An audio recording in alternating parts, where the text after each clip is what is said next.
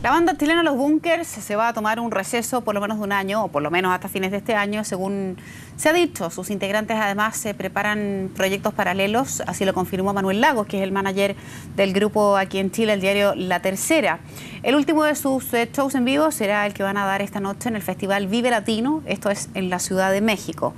Todo el 2014 lo van a dedicar, dijeron, a descansar y planear proyectos personales de cada uno de esos integrantes. Vamos a conversar de esta información.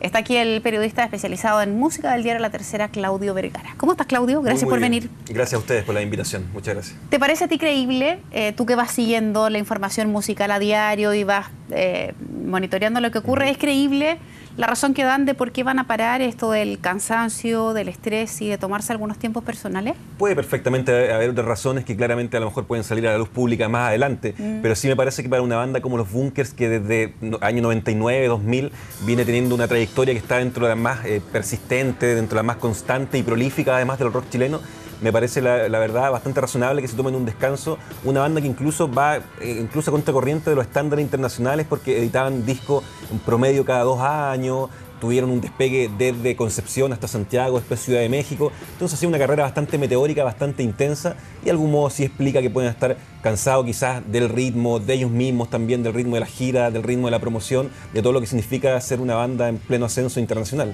Tú me decías, sacan un disco cada 2 años. ¿La normalidad de las bandas van sacando discos cada cuánto, para tener una idea? En los 60, por ejemplo, la normalidad era uno por año prácticamente. Bandas como los Beatles o los Rolling Stones lanzaban un disco al año. Ahora ya con las ventas de los discos en picada y cada vez menos relevantes para los artistas, prácticamente los grupos se demoran 4 hasta 5 años. Hay bandas como YouTube que se han demorado 4 o 5 años en lanzar discos, y la verdad eso sirve como para paréntesis también, y eso demuestra que los Bunkers sí mantuvieron una actitud y actividad prolífica durante sus años en Chile. Claudio, y respecto un poco del seguimiento a otras bandas, de los parámetros quizá internacionales, ¿es habitual que estos grupos de repente decidan parar, más allá de lo prolífico que haya sido su trabajo y su ascenso? ¿Es algo que normalmente pasa?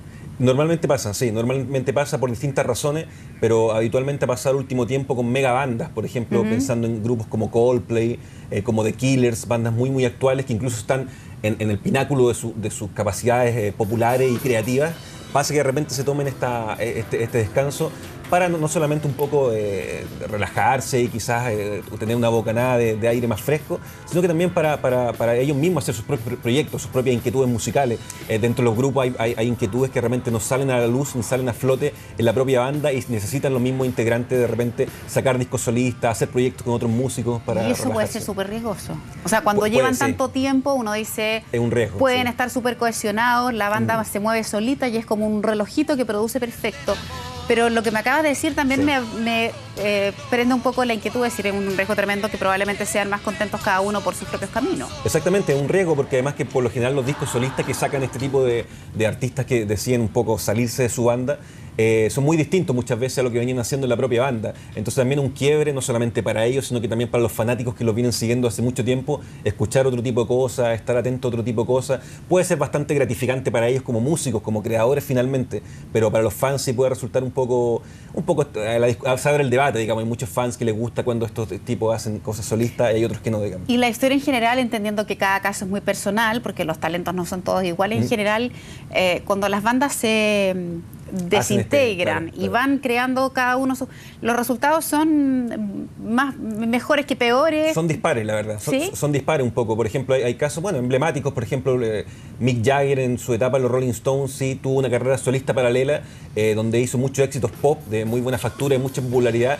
pero que nunca alcanzó ni la trascendencia ni la calidad de su etapa en los Rolling Stones, incluso de las peores etapas de los Rolling Stones, a fines de los 70, principios de los 80. También, por ejemplo, el mismo caso de Killers que te mencionaba, Brandon Flowers, su cantante, también sacó un disco solista, hizo una gira como solista, pero tampoco alcanzó la repercusión ni tuvo los hits de estadio ni los hits simbólicos que tuvo en The Killers. Entonces sí, es una movida compleja que hay que saberla manejar, me imagino, pero también yo creo que responde a que después de tanto tiempo con un grupo, los músicos naturalmente, como le puede pasar a cualquiera en sus trabajos, sí se cansan y sí necesitan hacer algo distinto independiente del resultado, independiente de cómo les vaya. Claudio, entiendo que además estos muchachos han tenido experiencias coqueteos así como con el tema de los solistas o con proyectos individuales. Mauricio Durán, Sí. su hermano Francisco, en algún minuto también hicieron un proyecto solos. Además entiendo que estaban asesorando a otras Exacto. bandas, teniendo una mirada un poco más de fuera y asesorándolos ahí. Y Álvaro López, Sí. entiendo que estuvo solo en el verano en un bar, En un show, en sí, un hace un par show de en años, México. claro, sí. ¿Cómo estuvo eso? No sé si tienes datos de cómo les fue o de cómo sintieron ellos esa experiencia que a lo mejor les quedó gustando y ahora parten solos. Sí, sí, bueno, ellos yo creo que, claro, han mantenido una ruta paralela en toda su carrera finalmente, que ahora a lo mejor se va a acentuar después de esta pausa con los Bunkers. Pero en el caso de Francisco y Mauricio Durán, que son además el alma, son los compositores de la banda, han ayudado a gente, o producen discos de gente como Francisca Valenzuela, con Manuel García escribieron 3 canciones. En el caso de Álvaro López fue más bien algo un poco más artesanal, más de amigo, más de hacer una cosa ok. solista, pero él siempre ha tenido la inquietud, y lo ha dicho en entrevistas, en documentales, de hacer música, de componer música él como cantante de los Bunkers y hacer música en solitario, porque las composiciones de los Bunkers están monopolizadas por Francisco y por Mauricio Durán, por la dupla de guitarristas. Veamos ahora si se puede dar esa opción y veamos cómo les va también.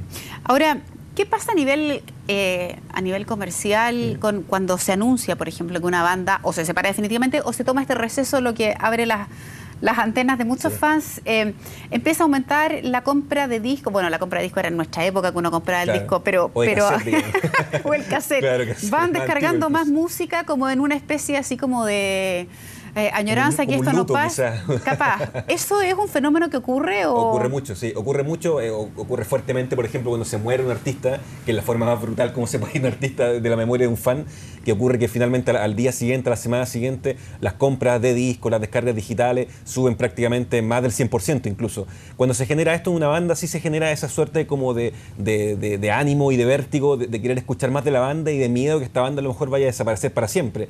Y sí, claramente las ventas suben, la nostalgia por el grupo sube aún más, probablemente las pasadas en radio aumentan también. Entonces se genera toda esta vorágine que de algún modo es involuntaria. Me imagino que los Bunkers no es una estrategia de ellos que desemboque en este desenlace finalmente.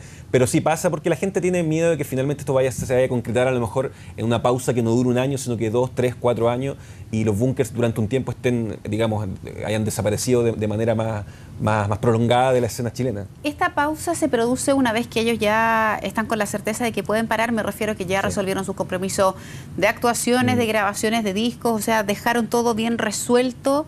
Estoy pensando bien fatal, me van a matar, pero ya si no se juntan más, no tienen nada pendiente en el fondo. O sea, hay un par de cosas, de detalles pendientes. Esta separación se genera un año después, prácticamente un poco menos de su último disco, de que salió su último disco, La Velocidad de la Luz, un disco muy bueno, un disco bastante exitoso además, y de que vienen de una gira muy intensa, una gira por el verano acá en Chile, presentaciones en México. El último show que tienen precisamente hoy es en el Vive Latino, que es el festival iberoamericano probablemente más destacado e importante.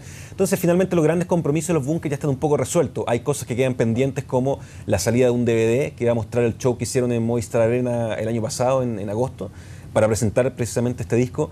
Hay probablemente pendiente también la edición de este mismo disco en un par de mercados como Argentina, que son mercados donde los Bunkers y ninguna banda chilena ha entrado con mucha más fuerza. Entonces probablemente sí van a haber novedades con respecto a los Bunkers, pero sin estar ellos presentes, digamos, como para la promoción o como para directamente hablar del tema. Sí hay cosas pendientes, pero en ese plano, digamos, de lanzamiento, de salidas de disco, etcétera. Pero el plano de los shows en vivo ya está resuelto.